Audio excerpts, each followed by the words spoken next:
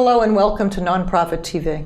My name is Maryellen Maguire-Eisen. I'm the founder and executive director of Children's Melanoma Prevention Foundation, a nonprofit educational foundation that teaches children and the people who care for children about sun protection and skin cancer prevention. My guests today are two powerful women who have dealt with skin cancer in their life. First is Pamela Lisi, who has both a family and personal history of melanoma, and Heather Webb, a melanoma survivor who is now celebrating 5 years disease-free. I too have a family history of melanoma that has changed not only my family's life, but my life. Our hope is that by sharing our personal stories today, that we might raise your awareness about the importance of skin cancer prevention and early detection. When my mother was my age, she had a mole in her neck that changed. She showed it to two of her physicians, both of whom told her, "Don't worry about it, it's a mole you've had your whole life." Fortunately for my family, I had a friend who came to dinner and across that dinner table recognized that her mole was melanoma. His incidental recognition of that mole saved her life, and because of that, my mother had a long and healthy life, living to 94. This also changed my life. It made me realize the importance of giving back and teaching other people what melanoma looks like. The reason I wanted to do that is because as a nurse, a young nurse at that time, I didn't know what melanoma was. So I set out to learn more about the disease, and 15 years ago, I started Children's Melanoma Prevention Foundation. Over the past 15 years, we have delivered our Sun Aware program to over 1 million children and adults, as well as thousands of nurses nationally. We've created award-winning educational resources and successfully advocated for an indoor tanning ban for minors in Massachusetts last year. So over the years, I've met many people who've been touched by melanoma through my work with the foundation. People who've been willing to help me educate children and families in the community about sun protection and skin cancer prevention. I'm so pleased to have two of these people with me today. So first, I wanted to turn to you, Pam, and I wanted you to share a little bit about your diagnosis of melanoma and your history with it. So I was first diagnosed when I was 37. I was 7 months pregnant with my second child, and we had just moved back from Germany and to Michigan, and you always sought out a skincare, a dermatologist, and they referred me to a pigmentation lesion center, so I have full body photos. And why did they refer you to those kind of people? Because I had so many moles. I think they were, in my opinion, like they were kind of overwhelmed. I don't think there's many people like me that have a lot of atypical moles, and so they did the full body photos, and I would go every 3 months, and went 1 month, 3 months later I went back, and there was a mole on my calf that wasn't there 3 months prior, and it was stage 1 early melanoma. Which was in shock. It's like, it doesn't happen to me, especially being 7 months pregnant. Right. So must have been a really scary time for you. I think once the shock wore off, I think but then once that was removed, then a year or two later, I had another one on my back. So, but it was through the full body photos that they were finding them, because I have so many. There's no way that the eye, can remember change. Recognize them. Recognize the change in them, or if there's a new one that pops up. So you have a personal history of melanoma, but I know you also have a family history of melanoma. So with atypical mole syndrome, that often does run in families. Can you just talk about that for a minute? Yeah, so we lost my mother, was diagnosed at 65, and she died of melanoma after 14 months battling it. She died May 9th, 2008, and we buried her on Mother's Day, which, it was hard, but it was, a gift, because I didn't live close to family, so being able to be there. But, she grew up on the farm. We're from Kentucky, and so they worked in the farm, the tobacco fields, and you didn't hear about sunscreen or, wearing hats or whatever. So, it would be 9. It was 9 years Monday. Did your mom have a lot of moles also? She did. She did. So we have it genetically on both sides of my family, my father and my mother. But my father and my brother haven't had any melanomas, and I, have had 7. So, as I say, I keep winning the battle. Yeah. Heather, can you tell us a little bit about your diagnosis? So I was 22 at the time. I hadn't ever been to a dermatologist before, so it took me a little while to get in to see a dermatologist. New patient, and 7 months, and what can you do? So my primary care doctor was like, I'm sure it's fine, nothing really to worry about, but you just might want to go get it checked out. They removed it, said the same thing. And then, why were you concerned about it? My dad was kind of concerned about it. He pointed it out, and I was in an a cappella group in college, and my roommate was also, 2 of my friends had skin cancer in their family. Wow. And so they were all over me about it. So, Where was it on your skin? It was right on my back, on my shoulder. So then I went in, and a couple days later they called me when I was out for a walk with my mom and said, you should come in. And then they called me back and said, you should come in with your mom. And so you knew that wasn't a good sign. That was not a good sign. So I was diagnosed with stage 3B melanoma. They gave me a 20% chance of recurrence within a year and a 50% chance of within 5. Can you tell us what 3B means to you? 3B, being an accounting and finance major, it was actually a comfort to get a stage. Oh, good. You like numbers. I liked the number. I liked okay, this is my percentage,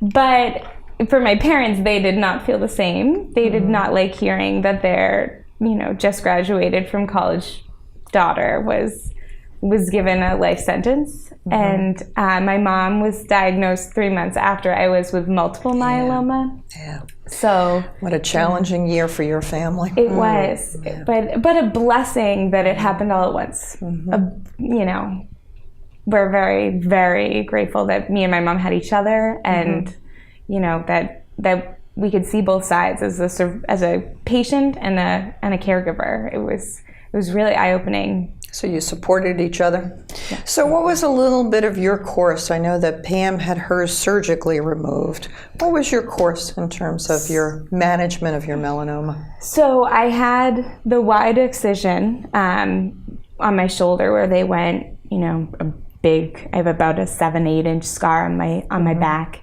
They took all my lymph nodes out under my arm. I'm one of the few of my friends who have gained throughout the years who have had melanoma and had their lymph nodes out. I'm one of the very few that don't have lymphedema. Wow, that's great. Which is good, which is really, I'm very lucky. And then I had a full year of interferon treatment. So I was in a lot of pain and very sick for, the term of it, but then it takes a long time to get out of your system. Yeah. Well, interferon is like having the flu, which you probably know. And you know how long it takes to get over the flu. So to get that medicine for a year, I'm sure it took you a long time to get back on your feet. Yeah. Yeah. You look at pictures and, I was not myself for probably about a year and a half afterwards. Now I'm finally starting to, look like my old self, which is nice. Can you talk a little bit, Pam, about how your doctors manage you with having so many different melanomas? You talked about your total body photographs. How do they do that for you? So I've had, I think, 4 or 5 sets of full body photos from the time I was in high school. And that's how they found each of my melanomas, each place we've moved.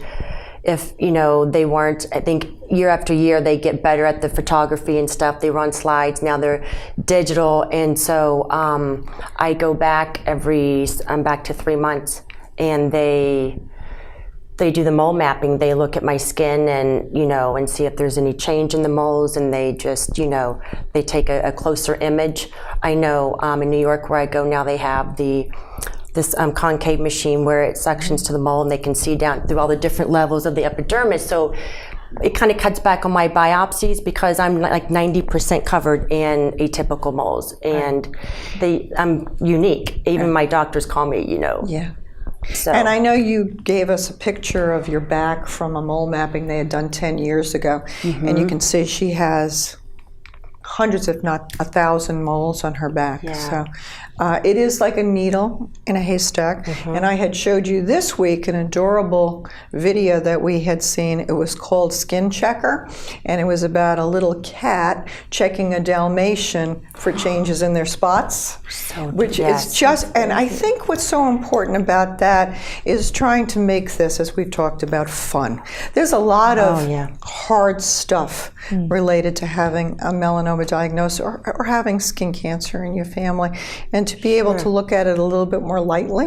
And that was a La Roche-Posay, who makes sunscreen, had one that was the cat, and then they had also one of 2 Dalmatians, so it was like a couple doing a skin check. I don't know about you, Heather, but when I go for my checks or whatever, like humor's what gets me through. Oh yeah. Like I just have to find, I talk about the constellations, and do you find the Big Dipper? Do I have any new, but so humor is, it's good. It helps. Yeah, it definitely does. It definitely helps. It really does. What's been the biggest struggle for you since your diagnosis? Since my diagnosis, being so young, I feel that the hardest struggle for me was to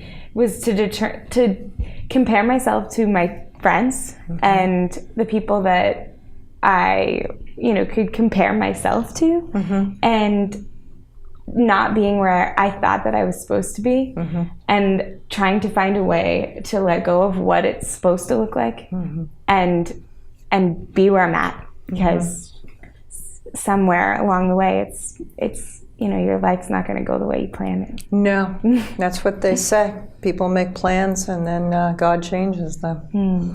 How about you, Pam? What's been your biggest struggle? For me, I think it's been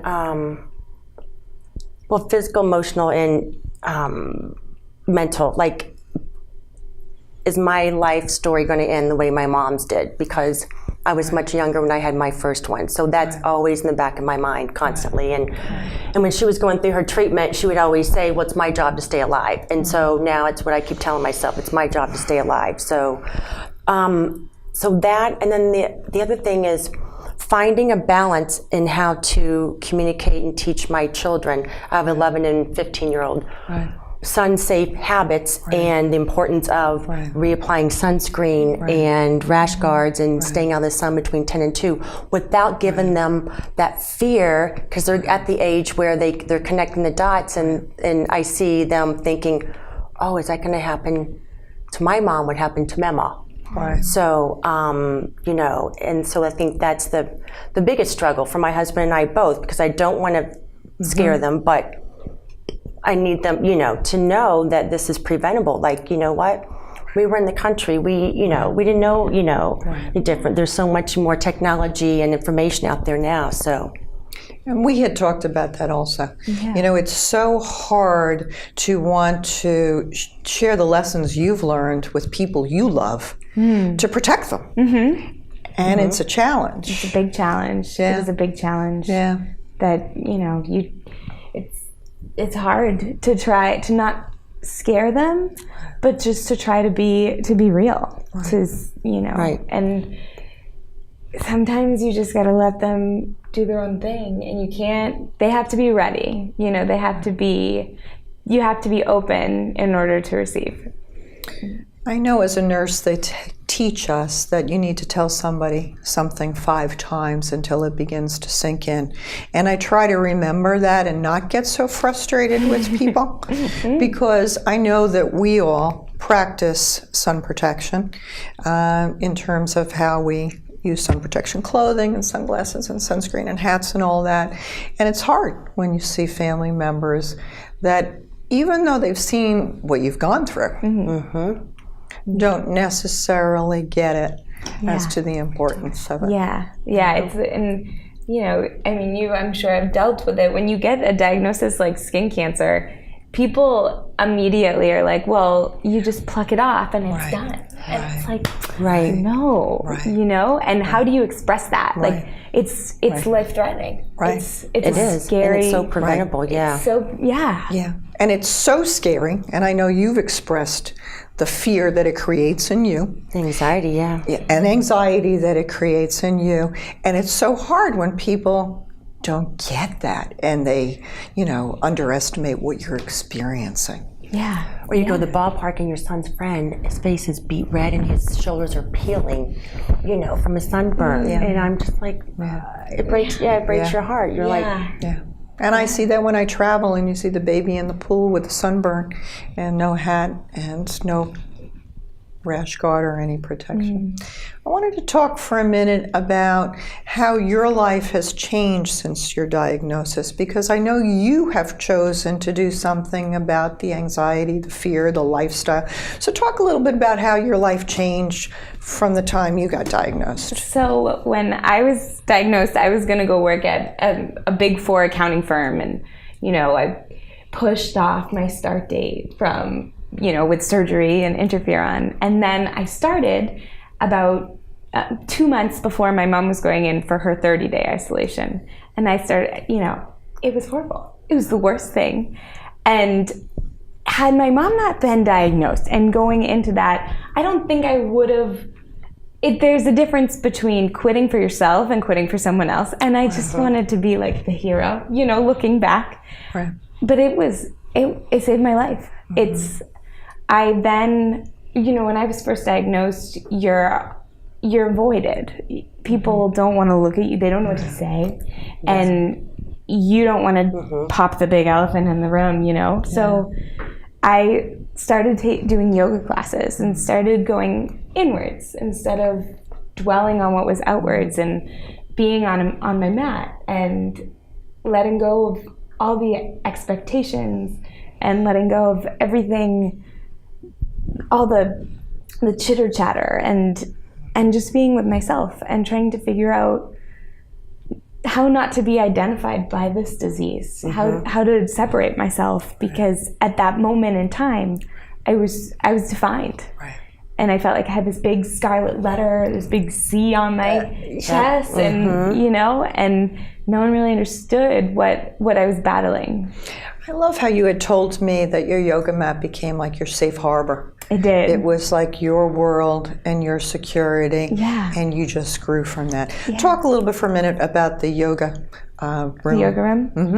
So I created the yoga room. You've gone even further than learning yoga. Yes, I did. I became a yoga instructor in 2014. I got certified, and my dad has this little house behind Webb's Pro Fitness, which is what my mom runs, and he was like, why don't you open a yoga studio there?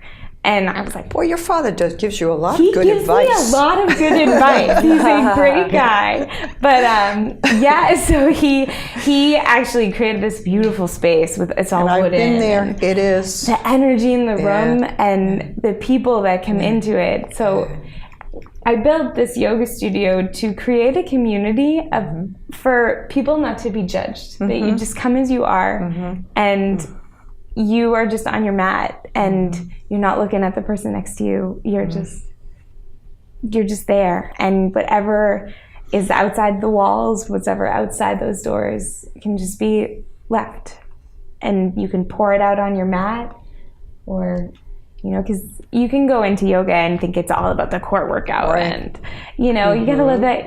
Once you start to identify that it's not so much about the pleasure, and it's more about community and yourself and digging inwards. And someone once told me, the universe took all your toys in your toy box and dumped them out, and now you have to sift through each toy and ask if it serves you. Yeah, that's a good one. You know, that's I like a good that. one. Yeah. And that's what the universe does. And so yoga was one of those things I decided to keep. And I know you hadn't met before, but this is why I'm so excited that you have. Yeah. No, it's so funny when she said that, because when I had my second melanoma I had 2 last year, and that's never happened before. And I'm like, whoa. You know, I'm doing everything on the outside. I stay out of the sun, wear the rash guards, but then Maryellen mentioned you, and that I started taking care of the insides, and I started doing research on, okay, what does cancer cells not like? And so, you know, I call it like, if you don't make me happy or benefit my life in any way, then I'm not going to be that yes person anymore. Right. You know, because I've got 2 kids and being into the schools and, you know, doing, you know, committees and stuff. And I'm like, so it's still, I'm still in training. Everyone said you need to do yoga, and I'm like, well, I'm more of a kickboxer. I like different things. But everyone said that I need to start doing that, and again, work on the insides. Because there's a big shift between determining when are you going to stop living for everybody else and when are you going to start living for you. Exactly. And you can actually, there have been people, we were talking about Chris Carr, you know, that there have been people that have actually seen that happen to them with tumors that were just in there, they weren't moving, and then they started to shrink because of their mindset and what they were feeding their body, you know, holistically, whole food eating, plant-based diets, and etc.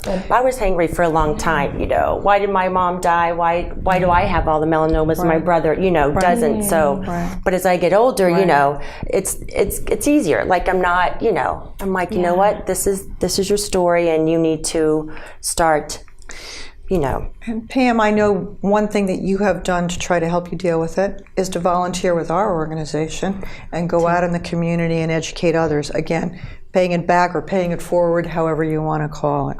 Yes, absolutely. And how much we appreciate that. And I know you do the same. So I think that we learn about the importance of educating others. What do you think it is about children's melanoma that you see that we do in the community that you do like about it? I love the Son Aware program. Like you simplify it from starting in the, you know, kindergarten, first grade, all the way up, because being a school teacher for 10 years, like the kids, you know, it starts young. And if I always say, if you plant that seed, then nurture it, will grow, and it'll just be automatic. This is just how life is. You don't go out between, you know, they just develop those natural Son Aware, you know, healthy habits. I love that, and I love the message of early detection. You know, if you know, and I know you had anywhere. said the same about teaching kids how important you recognize the importance of that. Because it is. I mean, I was diagnosed young, and I would go out and lay out on the beach and think nothing of it. And, you know, all I knew was I was going to get wrinkles someday, maybe, you know, but by then, like, who knows? There's some cream. I used to joke, I remember laying out at college, I used to joke that, oh yeah, one day all my moles are going to connect and I'm going to have a year-round tan. And I think back and I'm like, God, what an it, you know? But we didn't hear about melanoma or any of that, people dying. Know? And it's horrible. I like to speak to, I speak to high school and college kids typically, and sometimes a part of me kind of feels like I might be a little too late, you know, but if I can impact one of them to not. So it's hard to believe that our time is up for today, but I can't thank you enough for coming and joining me today in trying to educate people. So in closing, many people, and you know, do not consider skin cancer a real cancer. But in reality, skin cancer affects 5 million people each year, the most common cancer in America, in our society, and one person does die every 45 minutes from the disease. I hope that your stories will help people watching this show rethink the importance of UV protection, sun protection. If people want to help us, all of us, make a difference with children, check us out at www.melanomaprevention.org, friend us on Facebook, make a donation, volunteer for one of our community events, or introduce us to a school, a camp, or a program that would like to learn more.